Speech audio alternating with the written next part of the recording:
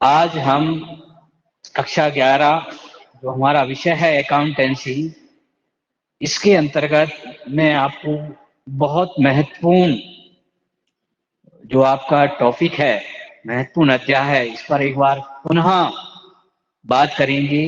क्योंकि बच्चों, जब तक आप अकाउंटेंसी पढ़ेंगे तब तक इस टॉपिक का बड़ा महत्व होता है। थोड़ा सा ये स्तर की बात होती है। अभी तक आपने क्लास में जो पढ़ा वो एक अकाउंटेंसी से संबंधित सामान्य जानकारी पढ़ी आपने। तो चलो पहले मैं आपको अध्याय 1 में ले चलता हूं। अध्याय 1 में हमने ये पढ़ा था कि लेखांकन के 8 चरण होते हैं। लेखांकन की पूरी प्रक्रिया 8 चरण में होती है। मैं लिख दे रहा हूं यहाँ पर ताकि आपको याद हो जाए फिर से। और 1 2 3 4 5 6 7 8। तो सबसे पहले बच्चों हम सौदों को क्या करते हैं? पहचानते हैं। पहचानने का काम करते हैं। फिर हम मापने का काम करते हैं। फिर हम लेखा का काम करते हैं, लिखने का काम करते हैं। फिर वर्गीकरण होता है। इसके बाद सारांश और विश्लेषण, और इसके बाद निर्वचन और संप्रेषण। ये इनको कहे हम लेखांकन के चरण हैं। कोई भी व्यापारी लेखांकन का काम करेगा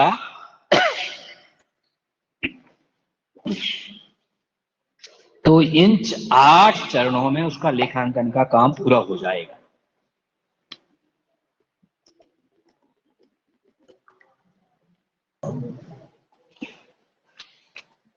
ये अध्याय 1 में हमने पढ़ा था बच्चों। क्योंकि यहां आकर के मुझे इससे संबंधित बात बताना है। सबसे पहले हम सौदों को पहचानते हैं।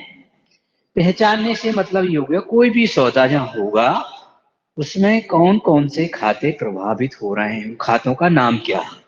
फिर उनको मापने से मतलब होता है जिस देश के व्यापारी लेखांकन का काम कर रहे हैं उस देश की मुद्रा में उनको मापने से होता है। तो हमारे यहाँ चूंकि लेन देन रुपये में होते हैं तो राशि के रूप में उसको मापेंगे। फिर लिखना होता है, लेखा का काम, जिसके अंतर्गत बच्चों आपने जनरल और प्रारंभिक लेखे की पुस्तकों में सहायक वहियों का लेखा सीखा। फिर वर्गीकरण का काम आता है जिसमें आपने खाता बही का काम किया। और आज हम 5वें बिंदु पर बात करेंगे। और ये जो 3 बिंदु है ये कक्षा 12 में आपको देखने को मिलते हैं। कक्षा 12 में आप पहुंचेंगे तब आपको बताया। तो सारांश के अंतर्गत बच्चों आपको आधुनिक रूप से इनको वित्तीय विवरण के नाम से जाना जाता है। वित्तीय विवरण या परंपरागत नाम जो है उनका अंतिम खाते होता है। अंतिम खाते के नाम से भी इनको जानते हैं। ये इस पर चर्चा करेंगे हम, इसके भाग पर बात करेंगे। इसलिए दूसरी बात और एक बताऊं कि दोहरा लेखा प्रणाली में लेखांकन के जो होते हैं वो 3 स्टेप होते हैं। एक होता है आपका प्रारंभिक लेखा, ये यहां तक की प्रक्रिया प्रारंभिक लेखा कहलाती है आपकी। दूसरा भाग होता है आपका वर्गीकरण का, और तीसरा भाग होता है सारांश। तो अभी हम एक और ये दो दो भाग पूरे कर चुके हैं। आशा करता हूं कि मेरे द्वारा बताए हुए बातों से आपको ये बात स्पष्ट हो गई होगी कि प्रारंभिक लेखा में हम कैसे लेखा करेंगे, वर्गीकरण में हम कैसा लेखा करेंगे, ये चीजें आपने सीख ली होंगी। और ये चीजों को सीखने के लिए बच्चों आप सतत अभ्यास करना जरूरी होता है। क्योंकि कोई भी विषय हो, कोई भी ज्ञान हो, कोई भी चीज हम सीखते हैं तो उसमें हमें निपुणता, दक्षता तभी हासिल होती है जब बार बार हम उसका अभ्यास करते रहते हैं। तो आपको ये अभी अभ्यास जारी रखना है, प्रारंभिक लेखे का भी और वर्गीकरण का भी। क्योंकि पूरी अकाउंटेंसी में आपका यही काम चलने वाला है। बाकी इससे जुड़े हुए जो विषय आते हैं उनका आप अध्ययन करेंगे। तो आज हम चलिए बच्चों इसके अंतर्गत बात करते हैं वित्तीय विवरण। अब वित्तीय विवरण किसे कहते हैं इसकी बात कर लेते हैं। वित्तीय विवरण जो है आपके जैसे कि आप बच्चों जानते हैं कि व्यापार करने का उद्देश्य लाभ कमाना होता है। लाभ कमाने के उद्देश्य से व्यापारी व्यापार करता है, और जब व्यापार करता है तो वो अपना हिसाब किताब रखता है। तो हिसाब किताब रखता है तो साल के अंत में बच्चों को ये जानना चाहता है, अपने व्यापार का परिणाम जानना चाहता है, ये जानना चाहता है कि उसको लाभ हुआ या हानि। साथ ही साथ एक दूसरी तथ्य को भी लेकर के बात करता है कि मेरे व्यापार की आर्थिक स्थिति कैसी है। तो सरल भाषा में वित्तीय विवरण से तात्पर्य बच्चों ये है कि व्यापार का परिणाम और आर्थिक स्थिति जानने के लिए जो विवरण तैयार किए जाते हैं साल के अंत में, उनको हम वित्तीय विवरण के नाम से जानते हैं। और वित्तीय विवरण को बच्चों मोटे तौर पर दो भागों में बांटा गया है। एक आपकी जो है जिसको हम चिट्ठा बोलते हैं, आंकड़ा बोलते हैं, बैलेंस शीट बोलते हैं। आर्थिक स्थिति के नापने के लिए चिट्ठा या बैलेंस शीट तैयार की जाती है, वो तैयार किया जाता है, जिसको हम स्थिति का विवरण कह सकते हैं। हमारी जो फाइनेंशियल स्थिति कैसी है व्यापार की, उसकी स्थिति का विवरण हम कह सकते हैं। वो वित्तीय विवरण चिट्ठे के नाम से जानेंगे, ये सीखेंगे। और दूसरा होता है आय का विवरण या लाभ का विवरण। जो संस्थाएं गैर व्यापारिक संस्थाएं होती हैं वो आय का विवरण तैयार करती हैं, और जो व्यापारिक संस्थाएं होती हैं वो आय का विवरण तैयार करती हैं। तो आय के विवरण तैयार करने के लिए सबसे पहले बच्चों ट्रेडिंग अकाउंट बनाया जाता है, जिसको हम व्यापार खाते के नाम से भी जानते हैं। व्यापार खाता कैसे तैयार किया जाता है, अब इसकी परिभाषा क्या होती है सुन लीजिए। व्यापार खाता साल के अंत में व्यापार का सकल लाभ हानि ज्ञात करने के लिए तैयार किया जाता है। इस खाते के माध्यम से व्यापारी को इस बात की जानकारी मिलती है कि व्यापार में सकल लाभ हुआ या हानि हुई। ये जानने के लिए खाता तैयार किया जाता है। इसके डेबिट पक्ष में प्रारंभिक स्टॉक, शुद्ध क्रय से तात्पर्य हो गया क्रय में से क्रय वापसी घटा के लिखते हैं, और समस्त प्रत्यक्ष व्यय आते हैं।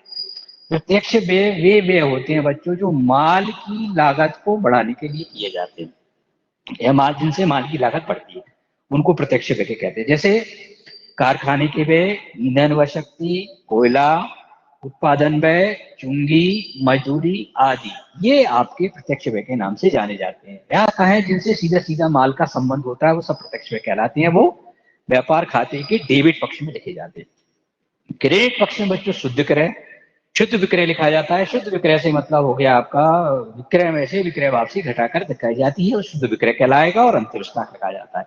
अब यदि इसका क्रेडिट शेष होता है तो सकल लाभ का प्रतीक होता है, और डेबिट शेष होता है तो सकल हानि का प्रतीक होता है। अब ये कैसे बनता है इसको हम सीखेंगे आज के लिए। आज का जो हमारा टॉपिक है ट्रेडिंग अकाउंट। ट्रेडिंग अकाउंट ऐसा व्यापार खाता कैसे तैयार किया जाता है, इसके लिए आप अपनी किताब सब लोग निकालना है। अभी बहुत कम लोग जुड़े हैं, केवल 5 लोग ही जुड़े हैं। 28 रजिस्टर्ड लोग हैं, 28 में से सिर्फ 5 लोग जुड़े हुए हैं, बाकी लोग भी जुड़े हैं, क्योंकि ये चीज आपको सीखना बहुत महत्वपूर्ण है। जब तक आप इसको नहीं सीखेंगे तब तक आप बही खाते के विषय में इतना भाग आपका कमजोर रहेगा। और जब तक आपको अकाउंटेंसी पढ़ना है तब तक इस विषय का अध्ययन आपको करते रहना है।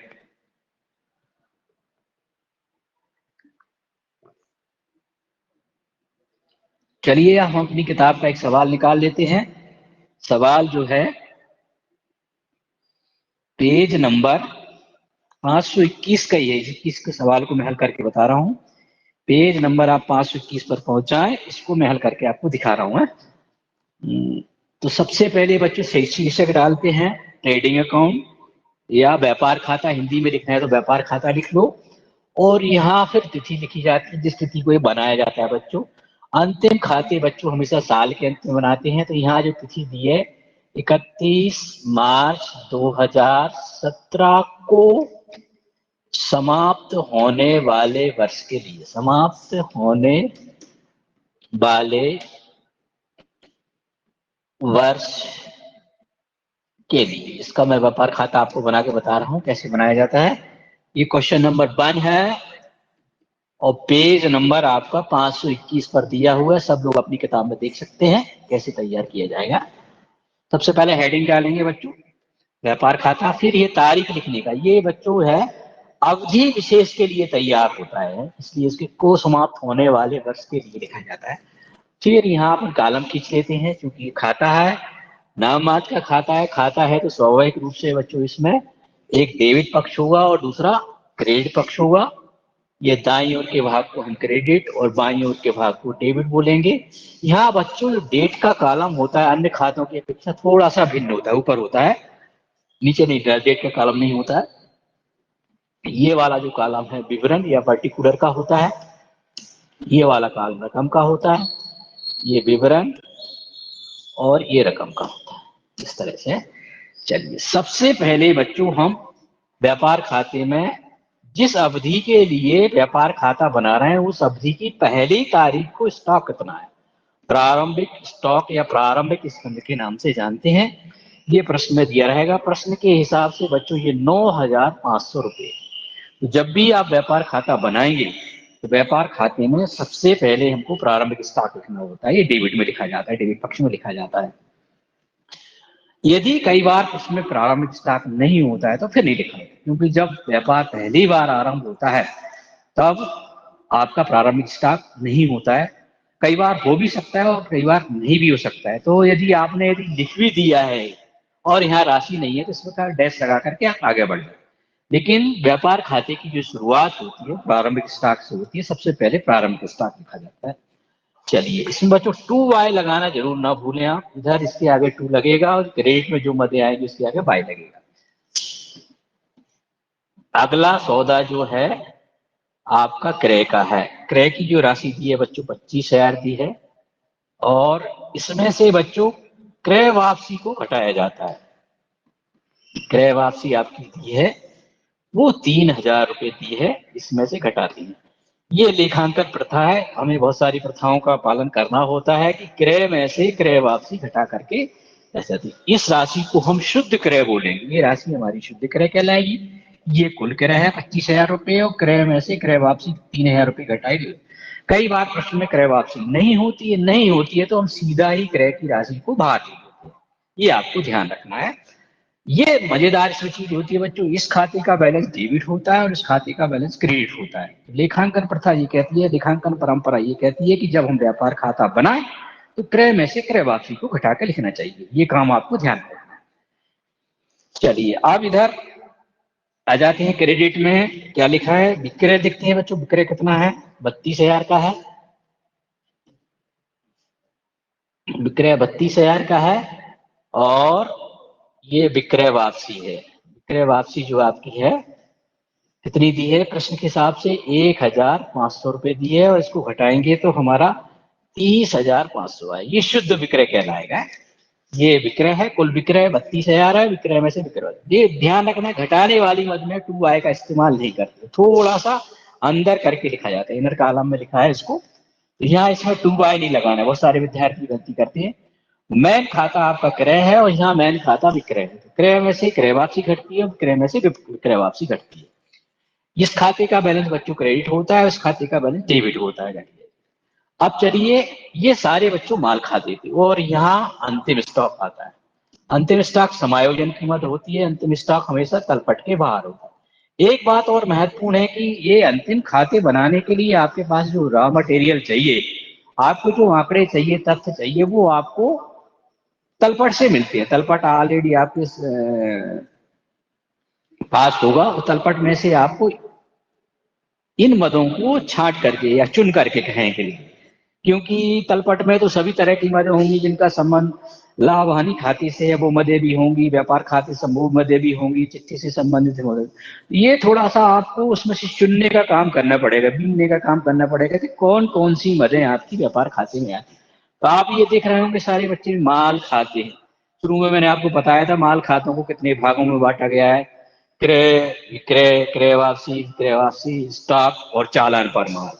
ये आपके 1, 2, 3, 4, 5 और 6 भागों में बांट दी चालान पर माल। तो ये एक तरह से माल खाता भी है, माल खाते का काम भी करता है, इसको माल खाता के नाम से भी जाना जाता है।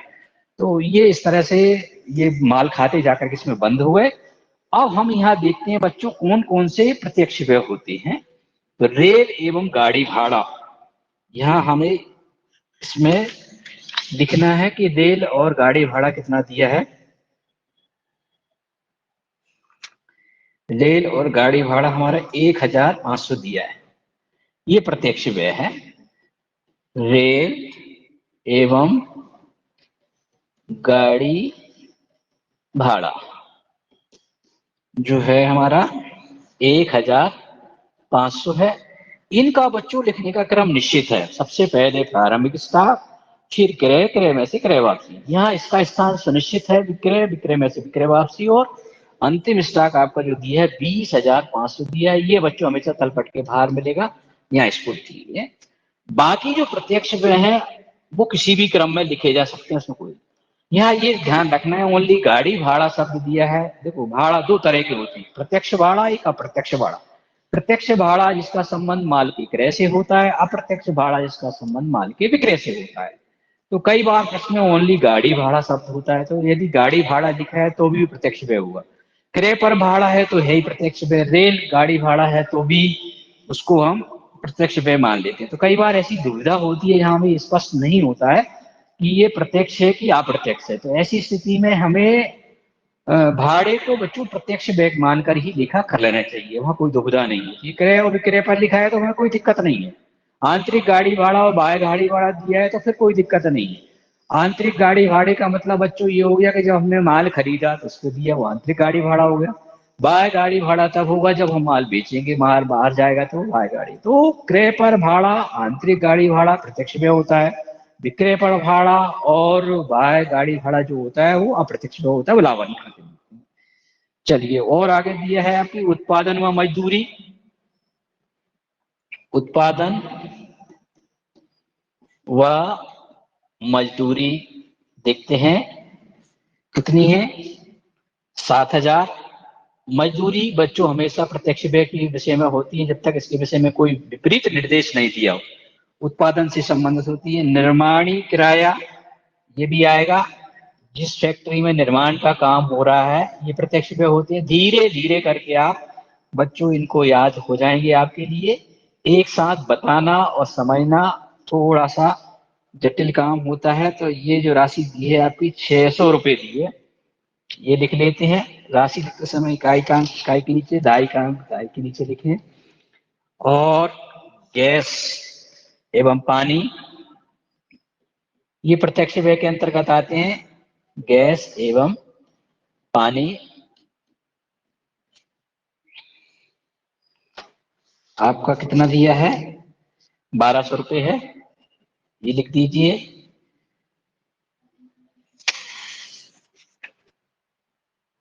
ये सारे प्रत्यक्ष व्यय होगा। देखिए 1 2 3 4 5 6 7 8 9 10 मदद हुई आपकी। 1 2 3 4 5 6 7 8 9 10 मदद हुई। इस तरह से सारी मदों का लिखा हुआ। ये बच्चों व्यापार खाता आपका तैयार हो गया।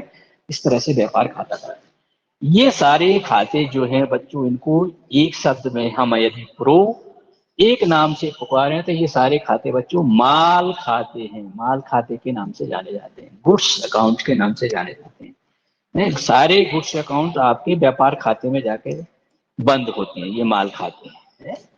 और इनको बच्चों हम अकाउंट की दूसरी एक वर्ड में यदि इस्तेमाल करें तो प्रत्यक्ष व्यय या डायरेक्ट एक्सपेंसेस के नाम से जानते हैं। प्रत्यक्ष व्यय वे होते हैं जो माल की उत्पादन लागत को बढ़ाते हैं, माल की कीमत को बढ़ाते हैं। इनके करने से माल की लागत बढ़ जाती है और उस हिसाब से फिर हम विक्रय का निर्धारण करते हैं। तो इस तरह से देखो बच्चों, ये आपका व्यापार खाता तैयार हो गया। अब जब कोई खाता बन जाता है तो आप जानते हैं इसके दोनों पक्षों का जोड़ हम लगा लेते हैं और ज्यादा वाले जोड़ में से हम कम वाले जोड़ को घटा देते हैं। यहाँ हम देखते हैं कि इसके दोनों पक्षों का जोड़ कैसे आ रहा है। डेबिट को जोड़ते हैं और क्रेडिट को जोड़ते हैं। सामान्यतः बच्चों इसके क्रेडिट पक्ष का जोड़ ज्यादा आता है, क्रेडिट पक्ष का जोड़ ज्यादा दिखा होता है। तो यहाँ आप देख रहे हैं कि आएगा 51,000 आएगा क्रेडिट साइड का जोड़। और डेबिट साइड का जोड़ देखते हैं हम कितना आ रहा है आपका, 5 5 10 16 17 18 और 10 तो 12 13 7 20 और 21 हासिल 2 और 4 घटा दीजिए। 10 में से 8 गए, 2 बचे और 9, 9,200। आप देखेंगे आपकी किताब में जो आंसर दिया है इसका 9,200। ये बच्चों उस साइड का जोड़ ज्यादा है, डेबिट साइड का जोड़ कम है, तो इसको बच्चों सकल लाभ बोलते हैं, सकल लाभ के नाम से जानते हैं। सकल लाभ आप नीले करके लिख सकते हैं इसको, है नीले या लाभ हानि खाते में देगा, ऐसा करके भी लिखा जा सकता है। लिखने का अपना तरीका हो सकता है, इतना बड़ा कोई बात को आप समझ लीजिए कि सकल लाभ आपका कहाँ जाएगा, सकल लाभ को हम कहाँ ट्रांसफर करेंगे। कुछ लोग केवल सकल लाभ लिख करके कोष्टक में लिख देते हैं, व्यापार लाभ हानि खाते में दे गए, कुछ नीले शब्द लिख देते हैं। बट लाभ हानि खाते की शुरुआत हमारे व्यापार खाते के शेष से होती है। शेष निकल जाने के बाद इसके हम दोनों पक्षों का जोड़ एक शीट में बराबर कर देते हैं। इधर का जोड़ भी बच्चों अब 51,000 आएगा और इधर का जोड़ भी अब आपका 51,000 रुपये आएगा। ये देखिए आप, ऐसा है, ये आपको व्यापार खाता बन गया। अब इसको हम परिभाषित कर देते हैं फिर से पुनः। व्यापार खाता किसे कहते हैं? साल के अंत में, ये देखेंगे कब व्यापार खाता कब बनेगा, साल के अंत में। इसलिए बनेगा सकल लाभ हानि जानने के लिए, व्यापार का सकल लाभ या हानि।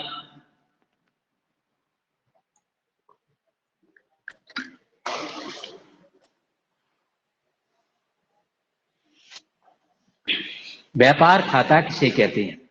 साल के अंत में व्यापार का सकल लाभ, यदि इसका क्रेडिट शेष है तो सकल लाभ होता है, यदि इधर का जोड़ ज्यादा होता है इधर का जोड़ कम होता है तो यहाँ मैं बाय सकल हानि करके लिखता।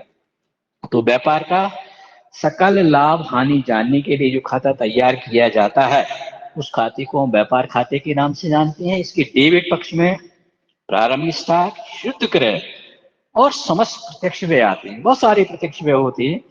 ये व्यापार के प्रकृति पर निर्भर करते हैं, नेचर पर निर्भर करते हैं कि कौन से व्यापार में आपके किस तरह के जो व्यय होंगे वो प्रत्यक्ष होंगे और किस तरह के नहीं होंगे। ये अभ्यास से ही हम धीरे धीरे करके सीख पाएंगे। इनको प्रत्यक्ष व्यय के नाम से जानते हैं। बेटा प्रत्यक्ष व्यय की परिभाषा भी आते हैं। क्रेडिट साइड में आपका शुद्ध विक्रय, शुद्ध विक्रय का मतलब विक्रय में से विक्रय वापसी और अंतिम स्टॉक आता है। हाँ बच्चों, कई बार ऐसा होता है क्रय दो तरह का दिया होता है, एक नगद क्रय और एक उधार क्रय। तो जब हम अंतिम खाते तैयार करते हैं, व्यापार खाता तैयार करते हैं या दूसरा खाता तैयार करते हैं, तो सबसे पहले हम मदों का एकत्रीकरण करते हैं, उनको एक एक सूत्र में बांध देते हैं, एक मद विशेष में उसको बदल देते हैं। तो यहाँ जानकारी के बतौर आपको खाते की दृष्टि से आपको भले वो नगद क्रय और उधार क्रय दिया हो, बट यहाँ लिखते समय हम बच्चों क्रय शब्द का इस्तेमाल करेंगे, अर्थात नगद और उधार दोनों क्रय को जोड़ लेंगे और क्रय वापसी को घटा देंगे। ऐसे ही बच्चों विक्रय भी दो तरह का होता है, एक नगद होता है एक उधार होता है। तो कई बार प्रश्नों में अलग अलग दिया होता है, तो उसको आपको क्या करना है, दोनों को जोड़ लेना है, जोड़ करके सीधा लिख देना और विक्रय वापसी को घटा देना। कई बार वापसी नहीं होती है बच्चों, तो आप चाहे तो कट का इस्तेमाल करें चाहे ना, लेकिन फिर सीधे ही विक्रय करके राशि बाहर लिख दें। शुद्ध विक्रय और कुल विक्रय एक ही बराबर। अंतिम स्टॉक बच्चों हमेशा तलपट के बाहर मिलेगा, ये समायोजन की मद होती है। ये इस तरह से आपका व्यापार खाता बन गया। अब बात करते हैं इनके लिए अंतिम प्रविष्टि की बात करते हैं। अंतिम प्रविष्टि कैसे की जाती है? जैसे शुरू में आपको बताया था कि खातों को बंद करने के लिए जो प्रविष्टियां की जाती हैं, जब हमारा एक लेखांकन वर्ष पूरा हो जाता है, एक साल पूरा हो जाता है, तो हम हमारी पुस्तक में जितने भी सारे खाते खुले हैं उन सारे खातों को हमें बंद करना होता है। तो बंद करने के लिए जो प्रविष्टियां की जाती है, खातों को बंद करने के लिए जो प्रविष्टियां की जाती हैं, उनको बच्चों अंतिम प्रविष्टियों के नाम से जाने जाते हैं। तो यहाँ मैंने आपको सीधे ही खाता बनाना बताया कि खाता कैसे तैयार होता है, बट इसको तैयार करने का आधार आपकी जनरल प्रविष्टि होती है। जनरल प्रविष्टि के माध्यम से ही हम इसको तैयार करते हैं। तो पहली प्रविष्टि बच्चों होगी आपकी, वे माल खाते जिनका बैलेंस डेबिट है उनको बंद करेंगे। तो जैसे कि आप जानते हैं कि खातों को बंद करने की प्रक्रिया में यदि किसी खाते का बैलेंस डेबिट है तो बंद करने के लिए हमें उस खाते को उतनी राशि क्रेडिट मिले। बंद करने से तात्पर्य उसके दोनों पक्षों का योग बराबर करने से हो जाता है। शेष निकालो, उस खाते को बंद कर दीजिए। तो देखिए कैसे बंद किया है मैंने।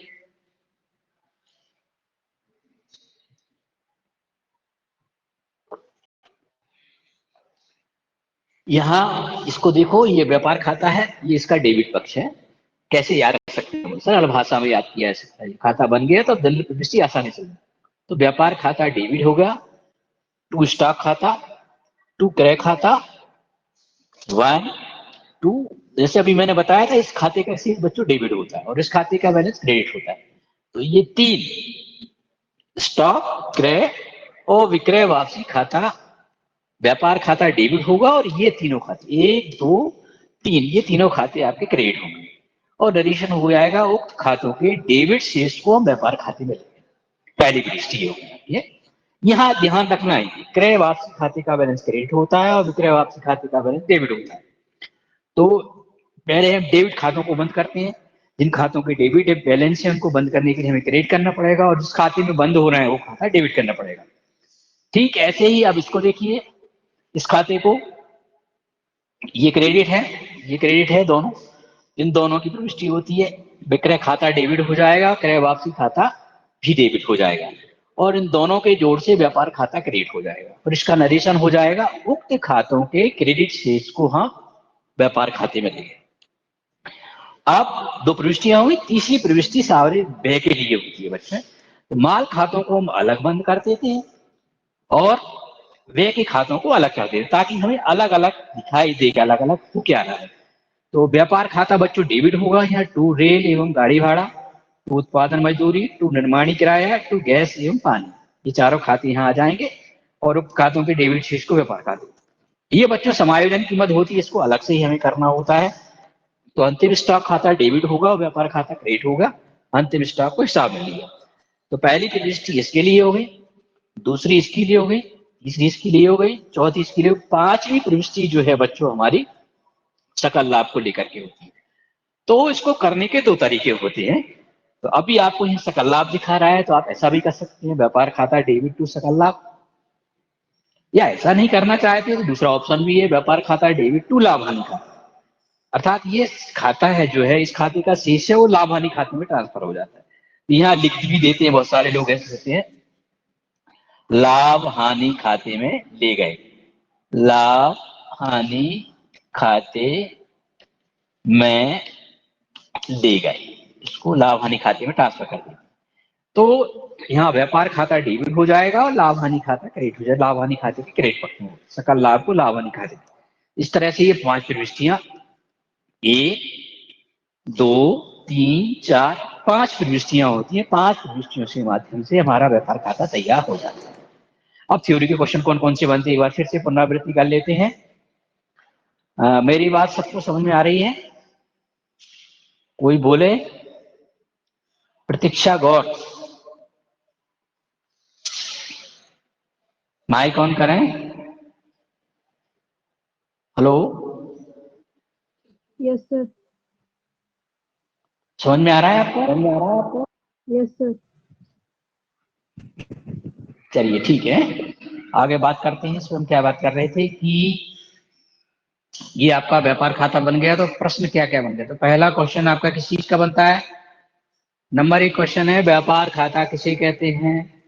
तो साल के अंत में व्यापार का सकल लाभ या हानि जानने के लिए जो खाता बनाया जाता है उसको हम व्यापार खाता कहते हैं।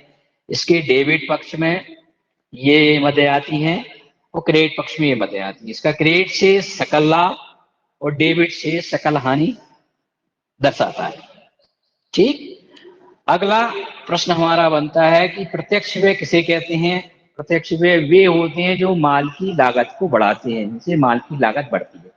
सिंपली क्या होता है बच्चों, इसको ऐसे भी सरल भाषा में हम कह सकते हैं कि हम कहीं से भी माल खरीद कर लाते हैं तो माल को खरीदने से लेके विक्रय योग्य स्थिति में पहुंचाने में जो भी खर्चा होता है वो सारा का सारा खर्चा हमारा प्रत्यक्ष व्यय के नाम से जाना जाता है। तो ये व्यापार के स्वभाव, नेचर, प्रकृति पर निर्भर करता है कौन से व्यापार के लिए कौन सा व्यय प्रत्यक्ष व्यय होगा। ये धीरे धीरे करके अब यहाँ देख रहे हैं गाड़ी भाड़ा, रेलगाड़ी भाड़े से तात्पर्य बच्चों ये हो गया कि जो माल खरीदा होगा उस पर भाड़ा, उत्पादन पर लगने वाला कर, कहीं कहीं हम रेडीमेड माल बेचते हैं, कहीं कहीं उत्पादित करके माल बेचते हैं। निर्माण करने का किराया दिया, निर्माणी किराया दिया, वो निर्माण करने के लिए हमने कोई काम करवाया होगा या गोदाम किराए पे ली होगी तो उसका गैस एवं पानी का इस्तेमाल ही होगा निर्माण कार्य में, इसलिए गैस पानी हो गया। इसको ईंधन, कोयला, डीजल, पेट्रोल, बिजली, ये सारे वे जो सामान्यता होते हैं इनका संबंध कारखाने से होता है, वो सब प्रत्यक्ष व्यय। एक चुंगी शब्द और होता है बच्चों, ऑक्ट्रॉय के नाम से इसको जानते हैं, आयात कर इसके अंतर्गत ही आएगा आपके लिए।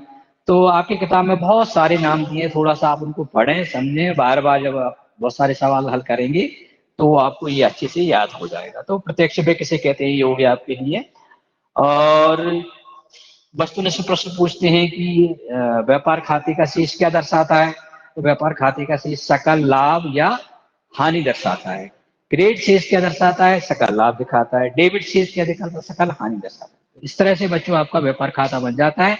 तो वित्तीय विवरणों का विश्लेषण, वित्तीय विवरण जो हम तैयार करते हैं, वित्तीय विवरण के अंतर्गत आपके सामान्यतः बच्चों मोटे तौर पर तो दो ही होते हैं, लेकिन एकाकी व्यापार और साझेदारी व्यापार में इसको, एकाकी व्यापार में इनको 3 भागों में बांट देते हैं, साझेदारी व्यापार में 4 भाग में बढ़ जाते हैं। एकाकी व्यापार में आपका एक व्यापार खाता बनता है, फिर इसका नीचे अगला वाला भाग जो होता है वो लाभ हानि खाता होता है, और आर्थिक स्थिति जानने के लिए जो होता है वो चिट्ठा तैयार किया जाता है। कहीं कहीं संस्थाएं निर्माण का काम करती है तो वहाँ व्यापार खाते के स्थान पर निर्माणी खाता बना है, मैन्युफैक्चरिंग अकाउंट के नाम से तैयार किया जाता है।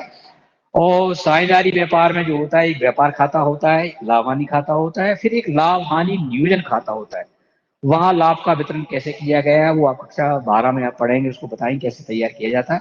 और आर्थिक स्थिति जानने के लिए चिट्ठा तैयार किया जाता है। तो आज का जो हमारा मुख्य बिंदु था ये था कि हमें व्यापार खाता कैसे तैयार करना है, इससे संबंधित कौन से प्रश्न है, ये सारे प्रश्न आपके शायद हल हो गए होंगे। डिजी लेसन में मैंने सारे नोट्स बना करके डाल दिए हैं, वो नोट्स भी आप पढ़ें। और सामान्यतः परीक्षा में बच्चों वही प्रश्न पूछे जाते हैं जो आज मैंने बोले, यह मेरे लेसन में डले हैं, तो आप इनको देखें और समझें अच्छे से। बट किताब के अंदर बहुत सारी किताबें होती हैं, बहुत सारी चीजें ऐसी होती हैं, इनको पढ़ने चाहिए। और आपका कोई क्वेश्चन हो तो फिर आप उसको पूछ सकते हैं। तो यदि आप कोई का क्वेश्चन हो तो मेरे से बात करें। आज क्लास का समय पूरा हो रहा है और अगले क्लास के लिए आप तैयार रहें। अगली क्लास में मैं आपको लाभ हानि खाता बनाना बताऊंगा और इसके बाद बैलेंस शीट बनाना बताऊंगा। तो ये वित्तीय विवरण का भाग आपका लगभग पूरा हो जाएगा। यदि किसी का कोई क्वेश्चन हो तो बोले।